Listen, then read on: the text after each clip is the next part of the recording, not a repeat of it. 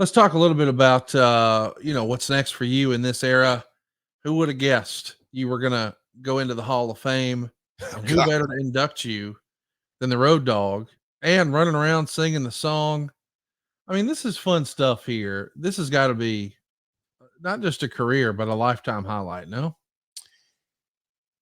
And we've gone into it, so I won't go too deep into it.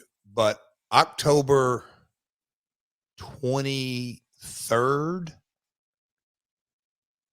I got sober October 25th, 2017. So October 23rd, obviously my life is in shambles. Not a relationship truly existed, just business, personal, you name it. And I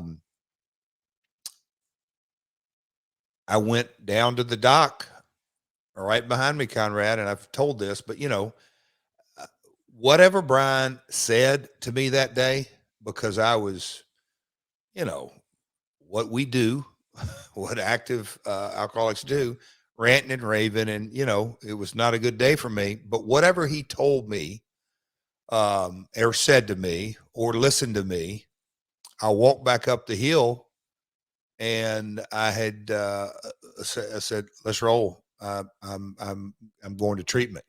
So from October of 2017, fast forward to the first Sunday of 2018, when I get a call from the WWE offices about being inducted.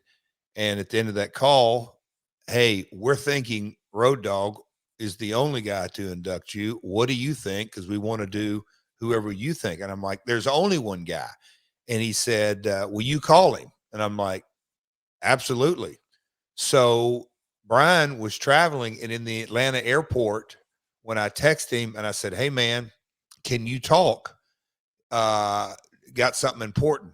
Now, I'm 4 months sober or 3.5 months, but just barely. He's like, oh boy, what is this? So he's like, yeah, I can talk. Let me get off this plane. I'm changing planes. So we talk in the Atlanta airport, and I said, hey Brian, I'm going to make this quick. I know you're traveling. You good, Jeff? Oh, well, I got a little news. And when I told him, you got to know Brian, but when I told him, hey, I just got a call, they want me to be in the Hall of Fame. And Brian's words like, what did you say? He said, and his exact words were, who, you?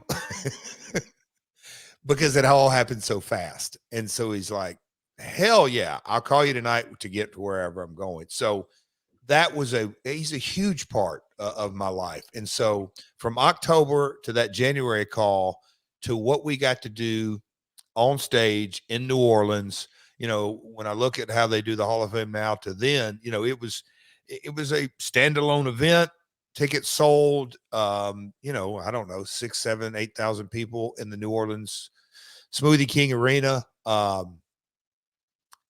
For us to get to sing that song, and I referenced it, that, me and Brian, to use his terminology, I'd been, in a foxhole with him in the darkest part of my life, and he was there with me, and now look at us. So Conrad, and I know, our relationship now, but, with Casio and all that, but just kind of the entire history from 94 and even going back to that, our dads working together, territories.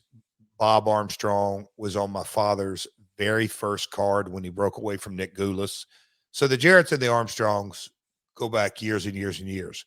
But to kind of see our life history and the Hall of Fame deal was, to me, only God can write that story.